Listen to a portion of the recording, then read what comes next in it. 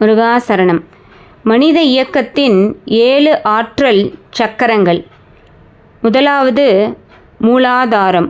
முதுகெலும்பின் அடிபாகத்தில் ஆசனவாயின் அருகே அமைந்துள்ள இந்த சக்கரம்தான் உடல் சக்தியின் இருப்பிடம். அமைப்பில் 4 இதழ் தாமரை போல் சிவப்பு நிறத்தில் உள்ளது. உயிர் வாழ வேண்டும் என்கிற ஆசையும் பிடிவாதமும் இங்கேதான் உற்பத்தியாகிறது.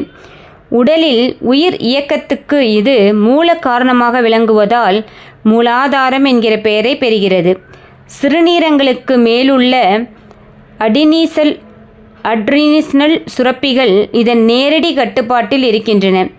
சிறுநீரகங்கள் சிறுநீர்ப்பை, முள்ளத்தண்டு ஆகியவற்றையும் மூலாதார சக்கரம் தன்னுடைய கட்டுப்பாட்டில் வைத்திருக்கிறது. இரண்டாவது சக்கரம் சுவாதிஷ்டானம். இது பாலியல் உணர்வுகளை தூண்டும் சக்கரம். தொப்புளுக்கு சற்று கீழே 6 இதழ் தாமரை போல் ஆரஞ்சு நிறத்தில் அமைந்துள்ளது.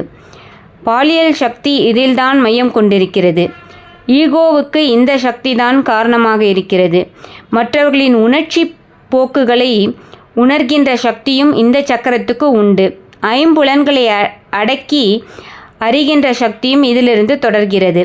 பாலியல் சுரப்பிகளின் மீது இது ஆதிக்கம் செலுத்துகிறது. உற்பத்தி உறுப்புகள் கால்கள் இதன் கட்டுப்பாட்டில் இருக்கின்றன. மூன்றாவது சக்கரம் மணிப்பூரகம். நாபி என்றும் இதற்கொரு பெயர் உண்டு. தொப்புளுக்கு சற்று மேலே 10 இதழ் தாமரை அமைப்பில் மஞ்சள் நிறத்தில் அமைந்துள்ளது. உடலின் மையமாக இதனை கருதலாம். இந்த பகுதியில் இருந்துதான் உடல் இயக்க சக்தி உடலெங்கும் விநியோகிக்கப்படுகிறது. கட்டுக்கடங்காத உணர்ச்சியும் இங்குதான் கருக்கொள்கிறது. அதனால்தான் அதிர்ச்சியோ பய உணர்ச்சியோ ஏற்படுகின்ற போது இந்த பகுதியில் உள்ள தசைகள் இறுக்கமடைந்து விடுகின்றன. கணையம் என்கிற சுரப்பி இதனுடைய கட்டுப்பாட்டில்தான் செயல்படுகிறது. மண்ணீரல், இரைப்பை, கல்லீரல், பித்தப்பை ஆகியவை இதன் கட்டுப்பாட்டில்தான் செயல்படுகின்றன. நான்காவது சக்கரம் அநாகதம். இதற்கு இருதய சக்கரம் என்கிற பெயரும் உண்டு. மார்பின் மையத்தில் இருதயம் உள்ள பகுதியில் 12 இதழ் தாமரை அமைப்பில் பச்சை நிறத்தில் இருக்கிறது.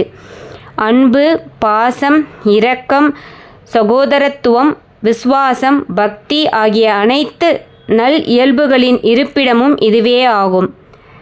தைமஸ் சுரபி இதன் கட்டுப்பாட்டில் செயல்படுகிறது. இருதயம், நுரையீரல்கள், இரத்த ஓட்டம் ஆகியவும் இதன் ஆதிக்கத்தில் இருக்கின்றன. ஐந்தாவது சக்கரம் விசுத்தி. இதற்கு குரல்வளை சக்கரம் என்றொரு பெயரும் உண்டு.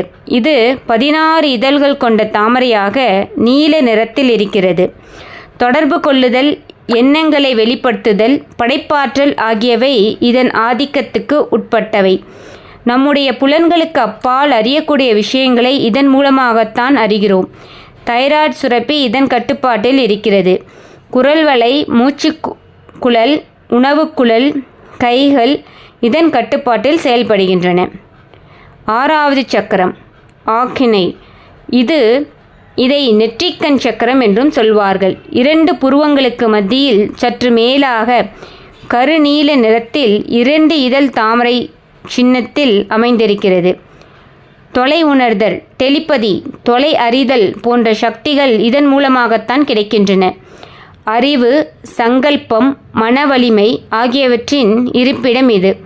இதன் மூலம்தான் விஷயங்களை உருவகப்படுத்தி பார்க்க முடிகிறது. இந்த கண் திறக்கின்ற போது ஆன்மீக கண் திறப்பதாக ஞானிகள் சொல்கிறார்கள். பிட்யூட்டரி சுரப்பி இதன் கட்டுப்பாட்டில் இருக்கிறது. தண்டுவடம், மூளையின் கீழ் பகுதி, கண்கள், மூக்கு, காதுகள் ஆகிய அவயங்கள் இதன் கட்டுப்பாட்டுக்கு உட்பட்டவை. 7வது சக்கரம் துரியம். இதற்கு சகசிராரம், தாமரை சக்கரம் என்ற பெயர்களும் உண்டு. இது உச்சந்தலை பகுதியில் 1000 இதழ்கள் கொண்ட தாமரை வடிவத்தில் கருஞ்சிவப்பு நிறத்தில் அமைந்திருக்கிறது. இந்த சக்கரத்தின் மூலம்தான் ஒருவர் ஞானத்தை பெற முடியும். பிரபஞ்சத்துக்கும் நமக்கும் உள்ள தொடர்பினை தெளிவுபடுத்துகின்ற சக்கரம் இது. என்ன நடக்கப் போகிறது என அல்லது எதை செய்ய வேண்டும் என்று முன்கூட்டியே உணர்கின்ற சக்தி இதிலிருந்து தான் கிடைக்கிறது. பீனியல் சுரபி இதன் கட்டுப்பாட்டில் இருக்கிறது. மூளையின் மேல் பகுதி இதன் ஆதிக்கத்துக்கு உட்பட்டது. இந்த சக்ராக்களின் தன்மையை பொறுத்தே மனிதர்களின் தன்மையும் ஆற்றலும் அறிவும் அமைகிறது. ஒவ்வொரு சக்ராவும் புறக்கண்ணால் காண முடியாததாக இருந்தாலும் சூட்சும சரீரத்தில் இருக்கும் சக்தி மையங்களாக அவர்கள் அவற்றை கண்டதோடு அந்த சக்கரங்களுக்கு தனித்தனியாக சின்னங்களும் நிறங்களும் மந்திர சப்தங்களும் ஒதுக்கியிருக்கிறார்கள். ஒவ்வொரு சக்கராவும் தனித்தன்மை கொண்டதாகவும் சில குறிப்பிட்ட சக்திகளை மையமாக கொண்டதாகவும் அந்த சக்திகளை உருவாக்கவும் கட்டுப்படுத்தவும் முடிந்ததாகவும் கருதப்பட்டது. குண்டலினி சக்தியும் இந்த சக்கராக்களின் வழியாகத்தான் மேலே எழுகிறது என்றும் சொல்லப்படுகிறது. குண்டலினி யோகம் பற்றிய தகவலுடன் தொடர்ந்து பயணிப்போம். வரும் ஜூன் 21 சர்வதேச யோகா தினம். ஆரோக்கிய வாழ்வுக்கு குண்டலினி யோகம் அவசியம் என்பதை அனைவருக்கும் தெரியப்படுத்தி ஆரோக்கிய பாரதத்தை உருவாக்குவோம். நன்றி.